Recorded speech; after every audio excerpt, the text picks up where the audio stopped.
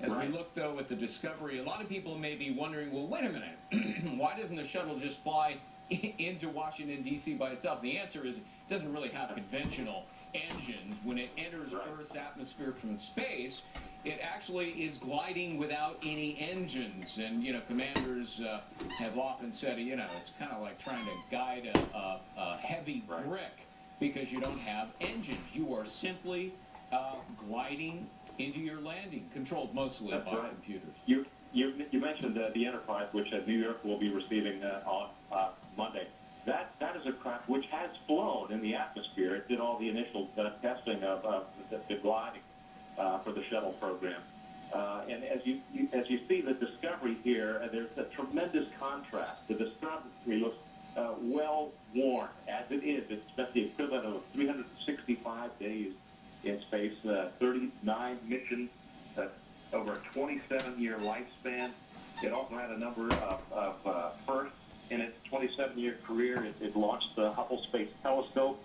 It performed several Hubble repair missions.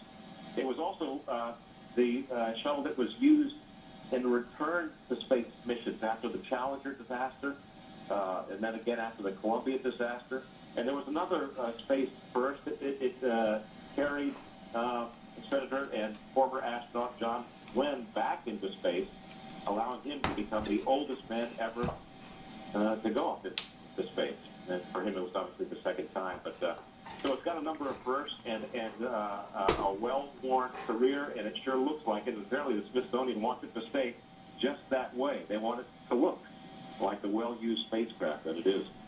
And as you point out, Enterprise will be coming to New York. Atlantis will be at the Kennedy Space Center, and Endeavour heads out to Los Angeles, so that all of these vehicles can be appreciated by lots of folks who will want to come see them up close. And it's interesting that you point out, Doug, that you know, it'll bear all of the scars and wear and tear of going in and out of space on its trips up to the International Space Station. It's an extraordinary sight that we're seeing go across here. I just want to, you know, talk a little bit about what happened in Florida. There were thousands of people on hand to watch this vehicle leave, and you know, this has been such a huge part of the lives of all of the people in and around the Kennedy Space Center. It has been, you know, a source of employment for so many people, this space shuttle program at NASA, and it has been, you know, sort of their life's work and life's blood, this program, and now it comes to a close, Doug.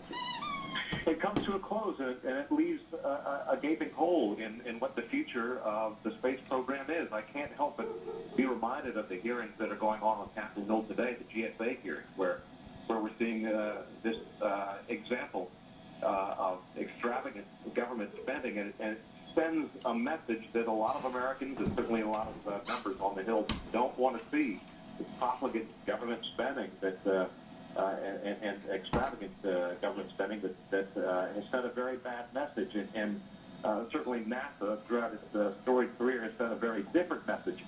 But in a time of budget constraints, in a time of this huge debt and huge deficits, it's very, very difficult to see the kind of enthusiasm for NASA that we once saw. We certainly saw that on the campaign trail when Newt Gingrich proposed a mission to Mars, and Mitt Romney shot him right back down, saying that if it was in the private sector, he would have fired it.